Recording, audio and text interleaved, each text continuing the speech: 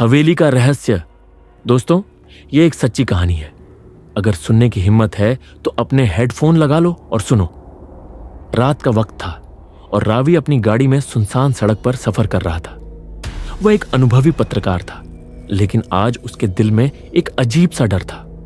उसे एक पुरानी वीरान हवेली पर रिसर्च करने के लिए भेजा गया था, जो गांव वालों के मुताबिक भूतिया थी। यह हवेली कई सदियों पुरानी थी और इसके बारे में बहुत सी डरावनी कहानियां मशहूर थीं। कुछ लोगों का कहना था कि वहां रात के वक्त किसी की चीखें सुनाई देती हैं, तो कुछ दावा करते थे कि जो भी वहां गया कभी वापस नहीं आया। रावी इन सब कहानियों पर यकीन नहीं करता था। उसे लगता था कि यह सब महज अफवाहें हैं। मगर जैसे ही वह हवेली के करीब पहुंचा, उसके शरीर में एक अजीब सी सिहरन दौड़ गई। दरवाजा धीरे धीरे चरमराते हुए खुल गया, जैसे किसी ने उसका स्वागत किया हो। अंदर घुप अंधेरा था। दीवारों पर पुरानी तस्वीरें लटक रही थी और उनमें से कुछ के चेहरे मिट चुके थे, जैसे किसी ने जानबूझकर उन्हें मिटाया हो। वह अभी कुछ कदम ही चला था कि अचानक दरवाजा खुद ब खुद बंद हो गया। हवा में सरगोशियां गूंजने लगी। कौन है यहां? रावी ने ऊंची आवाज में पूछा, मगर जवाब में सिर्फ खामोशी थी। रावी ने टॉर्च जलाई और हवेली के अंदर आगे बढ़ा। अचानक उसे एक दरवाजा नजर आया जिस पर जंजीरें लगी हुई थी। उस पर खून जैसे लाल रंग से कुछ लिखा हुआ था। जो अंदर गया वह कभी बाहर नहीं आया।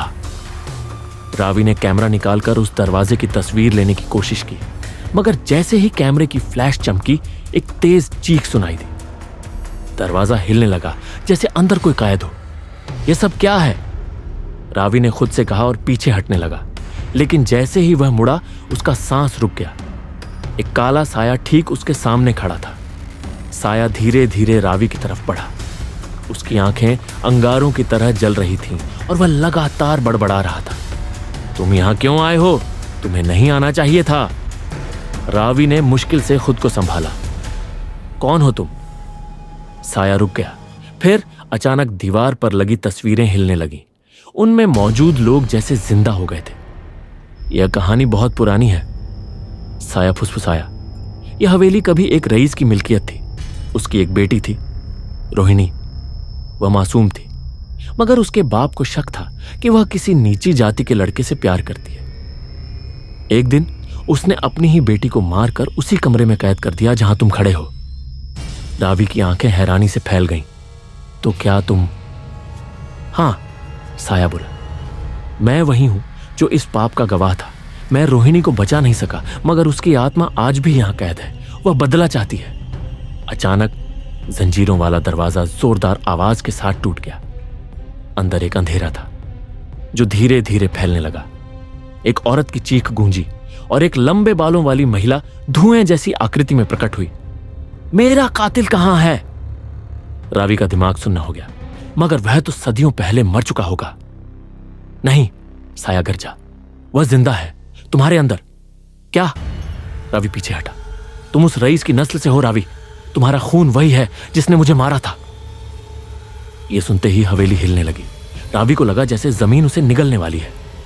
मैं तो बस रिसर्च के लिए आया था, वह चिल्लाया, मगर रोहिणी की आत्मा आगे बढ़ने लगी।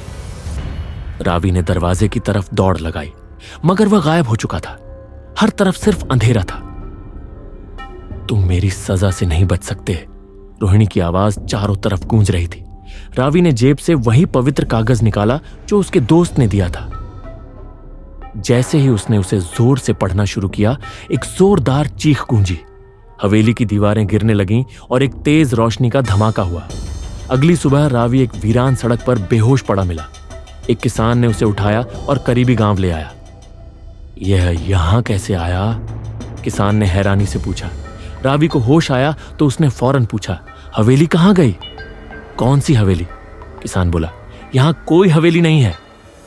रावी ने जल्दी से अपना कैमरा निकाला, मगर उसमें कोई तस्वीर नहीं थी। न हवेली की, न साये की, न ही रोहिणी की। मगर एक चीज थी, एक पुराना झंग लगा दरवाजे का टुकड़ा जिस पर खून से लिखा था, यह कहानी अभी खत्म नहीं हुई। तो दोस्तों, आज की यह कहानी यहीं खत्म होती है। मिलते हैं नेक्स्ट वीडियो में।